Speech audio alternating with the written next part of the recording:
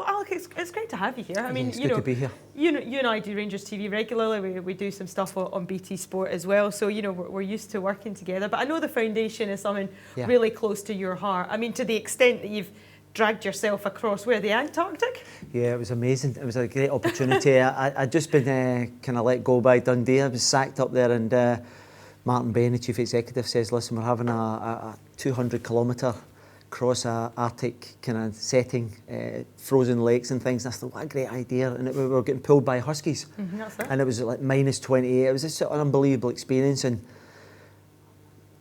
things that you just don't expect. You get 5 dogs running. A couple of them are trying to do the toilet whilst running. They don't stop, and it's just flying past the reed. Oh my goodness!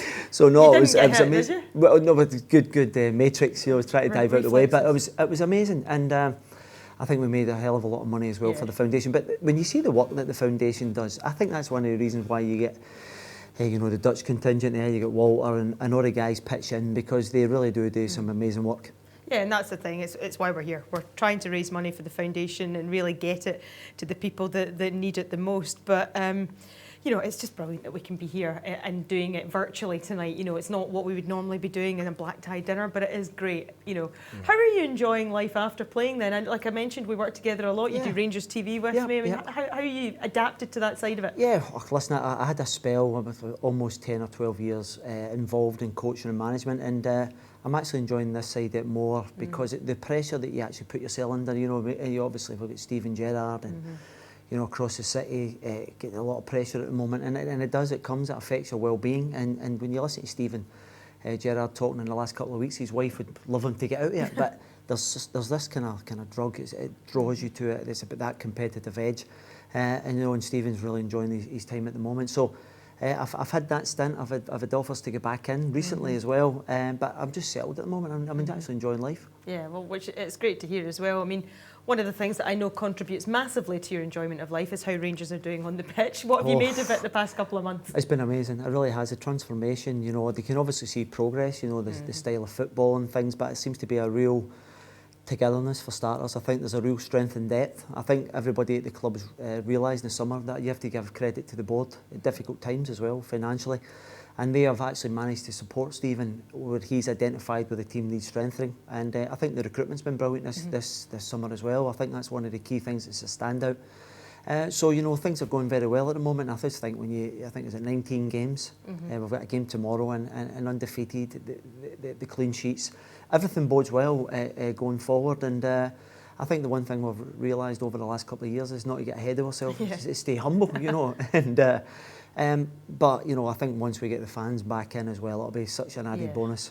It's been so different without the fans, and again, we don't take it lightly, the fact that we're able to get into the stadium and watch the games, because we know we're very honoured for that to happen, and we hope that we relay that back to you guys who are watching on match days. But we've just heard from Steven Davis there. You mentioned recruitment. I mean, what a signing he's proved to be the second time around as well, coming in here on a free. Yeah, you're never quite sure. Obviously, I come back late as well, but when you bring Steven back, you want to first know that he still has the legs, he still has the hunger, and he still has something to prove. And when you look at his performances, and I'm not just saying this because he was just on the TV there, I actually still think he's one of the standout players, because he's always looking to probe.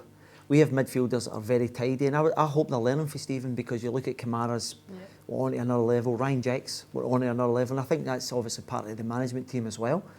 But when you see Steven Davis doing a killer pass, like Thursday night, like a 50-yard raking pass onto inch perfect to Kent, I think if the other midfielders can adopt that level of kind of quality, I think it'll be going forward. It'll be good for the midfielders. You touched on it there about your own time here at Rangers. I mean, you have done what every Rangers fan dreams of doing. You've played for the club that you love. I mean, first of all, did you think it had gone? Do you think the chance had gone before it came? Well, of course I did. Yeah. I was actually doing an interview like this with a guy called Tony Gubber, and it was January. It was I had about 6 months left in my contract, and I was having a purple patch. I'd scored about 7 or 8 goals up to Christmas, English Premiership, so I was flying. That's Wolves? At Wolves, yeah, and we were obviously struggling, but I was having a good period. I'd managed to score a few important goals. In fact, one of them was in the top 50, Emma. I don't know if I've ever mentioned that in the just, Premier League history. Just 100 times. Yes. And so I was doing an interview with Tony Gubber, and we were packing up, all the cameras were getting taken away, and he says to me, "Oh, I meant to ask what your passion was." And I says, I was playing quite a lot of golf with Paul Ince at that time. I says, "But once this is all finished, I'm going to go and watch Rangers play in Europe." And he says, "Oh, that's interesting. I'm going to meet Alex McLeish tomorrow." And I says to him, "You tell Big Red, I'm available for nothing in the summer." From that conversation, within a couple of weeks, I was signed a pre-contract. Amazing. So it was like the circumstances. And to answer your question, I did think it had passed me by, yeah. I remember when it was announced you'd signed. Did you come to a game? Because I was working here, and I'm sure I I think saw I came you to in a the Hearts blue room. game. Yeah, I came to a Hearts game with my wife, and we were in there, and we were taking it in, and I think it was a poor result. I think it was a draw that night, and I thought to myself, I looked at my missus, say, "I'm leaving the English Premiership to come up with," but you know, it all worked out well in the end. And I mean, what was it like then to come in sort of first day with your boots and instead of going out to the stand, you were going into the dressing room? Oh no, listen, it was remarkable because I actually, as I said to you, do you know one of the things, I'll be honest with you, my wee daughter was about, when would that have been? She was 2001, she was born, she was just 2.5, 3. And she was starting to get like a black country accent down in the Midlands. And I thought, I really need to get back up the road. I can't have a wee daughter that's born about with a Midlands accent. So to come back up the road after 14 long years, and the one thing about England is you're all over the place, you know, up and down. And I was based in London for the majority of 6 years and 5 years in the North East. So the travelling was a killer. So to come back up the road and get an opportunity to run out, and when you listen to Michael and Arthur, I'd been brought up in this environment, but nothing prepares you for when you're running out that tunnel, because it's just unique, you know, it's just that roar. From a different perspective, obviously standing on the stands shouting at the boys most weeks as a supporter was great, but that was just a different experience. And we've had some questions sent in from the fans, like we have done for some of the other guys. And somebody, Aaron here, has asked, how would you compare the current Rangers team to the Rangers team that you played in? And I mean, you played in that famous Helicopter Sunday at Easter Road team, didn't you? It's difficult to say. Well, one thing I know about that team is there was guys within that team that had actually won quite a lot. You know, there had been Barry Ferguson, Fernando, Shota Arveladze, you know, and Big Dado came up. Again, I think that particularly that first year was about recruitment, because the year before Big Alec identified that he needed more reinforcements. And I think at that period, to be fair to Alex, I think he was downgrading all the time, you know. All the Dutch guys had bolted with their wedge, and they were bringing guys like Marcel in to try and fill the void. But I think Big Alec, he deserves a lot of credit, because he brought in Boomsong, Dado, wee Nacho, you know, for our buttons really. Big Marvin was a tremendous signing. I love Big Marvin because he's everybody knows him as, you know, he's a very religious man and things. You'd never see a bigger winner in your life than Marvin Andrews. When he steps over that pitch, he would kick his granny. Well, he played with a knee injury, did he No, not, he when they did. told him he had to go for surgery? And see that type of kind of mentality, Dodgy, it's frightening, because you have a guy that's literally, the medical advice from Dr. McGuinness at that time was, take the operation, or we're not taking the liability of you breaking down. You know, the consequences for Marvin would have been great, because he'd have ripped up his contract, you know, and it just shows you. And I suppose it's that kind of mentality, and until these guys, this current team, actually start winning trophies, then they can start putting into that type of bracket, because this club's synonymous with winning trophies. Yeah. I mean, you've just reeled off names. I mean, talk to me about Shota Arveladze, because he's brilliant. Technically, one of the best players, I think, that I've watched live for quite some years. Dodgy, when I come back, I did an interview for, I think it was the Rangers News or one of them. And he said to me, how you find it, how you adapting? And I'd obviously played with some really good players down in the English Premiership. And I says, the most technically gifted player that I'd ever played with was Arveladze. And you know Shota, he was a very humble guy, right? I was in the shower, I was lying in the bath, Dodgy. I was in the bath. Enough said. And he comes in and he says, Alex, I seen your article. I says, it's very kind of you to say that. And I says, Shota, I mean it sincerely. The technical ability of Shota was frightening. Left and right foot, very intelligent football player, and an unbelievable finisher. Because when I got here, he was playing off the left-hand side, and he was actually a striker. So how he could adapt to that was... But he was a great lad as well. He was... Listen, you see some of the footage after Helicopter Sunday, the mad dance, and... He was just a great character and a really bubbly boy to be about as well. He was brilliant. So you think about it, you come in, you sign for your boyhood heroes, you're then involved in a day like Helicopter Sunday. I mean, what was that like? I mean, it's winning the league in the most dramatic fashion. Dodgy, it was, again, it will go down as one of the most, it's one of the moments where people go, where were you in Helicopter Sunday? And everybody will be able to tell you. So I've got a mate who's 55 tonight, Fergie, happy birthday, Fergie. He says he would buy some raffles if I said happy birthday, Dodgy. So he, you know, they were telling stories. The story, my wife was in New York, and when I won the league, I went into the tunnel because I broke down. You know, I'm a wee guy for East End of Glasgow, and I broke down. I was just like overwhelmed with emotion. And I'd never experienced that in near on 700 games as a footballer. I'd actually broken down in tears with joy. And it was amazing. And even when we come back here afterwards, but I was in the tunnel and I phoned my wife in New York, and I was trying to share that moment with her as well. It was remarkable, and it's funny because she was in Bloomingdale's, right, and the music was piping through the audio, and she said, I can't hear you, and so she went to the stairwell, and she sat down and she started sharing this moment. It was lovely. It was a lovely moment, and then the next minute, out of nowhere, here's this voice went, what's that, Linda? And I'm thinking, who's she in New York with? Genuinely, I'm thinking, who's she in New York with? And it turns out it was my old sparring partner, Mick McCarthy, ex-Celtic captain, who was on the stairwell with Linda's crying, went, Alex just won the league with Rangers. Right? Mick was delighted. Big Mick went, don't say that, I'll start crying. So anyway, he just, and Big Mick knew what Rangers meant to me, because I used to train with a Rangers hat on at Millwall with Mick when he was a manager.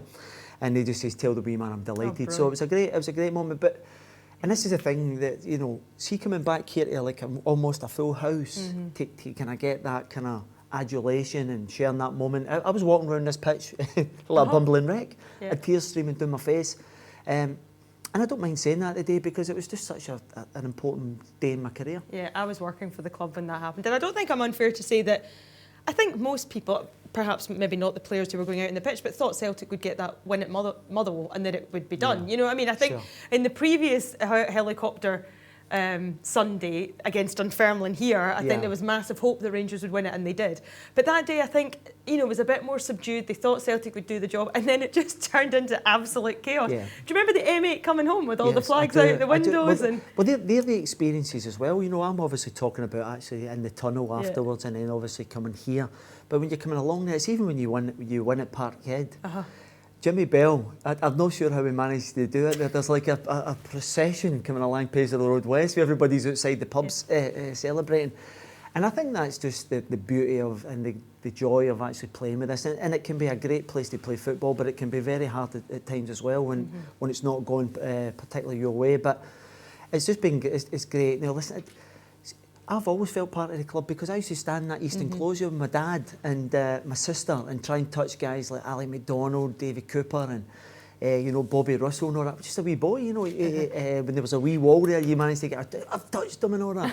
So you then become part of the history of winning one of the titles, and that medal got passed on to my boy as well.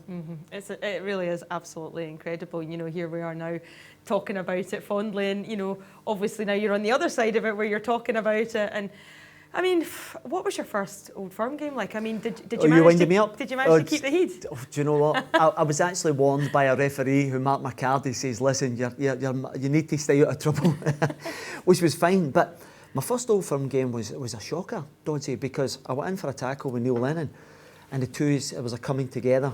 Oh, I remember. And I knew I was banging trouble, so thanks for reminding me of that. And that's what I'm here for. Yeah, I know. And it was like 2 minutes into my Old Firm. I'd waited 34 years to be involved in a game of that magnitude at Parkhead as well. And it's you know, it's like it's hostile. You come off the team bus and there's a couple of thousand to give you that nice warm welcome that only people for the East End can probably give you. And then I played in the game. 2 minutes in, and I went for that tackle, and I knew I was in trouble. I was limping, and I'm thinking, and I said to Doc McGuinness, I says, you need to give me something for the pain. I'm banging trouble here. And he gave me 2 white pills. And I went, oh, so I've just taken the white pills. And it turns out it was 2 paracetamol, right? And I actually had a 2-inch tear in my calf. Oh my goodness. A 2-inch tear, and I played the full 90 minutes. And I was out for about 11 weeks after it. But and this is just to give the folk, and we lost as well to Alan Thompson, miss hit. Yeah. And still not giving him credit. No, it was a miss hit. It was a miss hit. And so I was out for 11 weeks, and you know, the disappointment of losing your first Old Firm game, the injury, and that they waited that long to get here. So it was a wee bit of a blow, but at that quickly, I didn't even play in a reserve game, and the medical team done a great job with me because I come back and played a double header against Celtic. I remember that, yeah. And it was important because Alec McLeish said to me the year before, we really need to get one of the Old Firms win because we hadn't beaten them the previous season. And we were, I think it was about 60 minutes, 70 minutes gone here, and we were 1-0 down, I think, and we dominated the game. We passed them to death that night.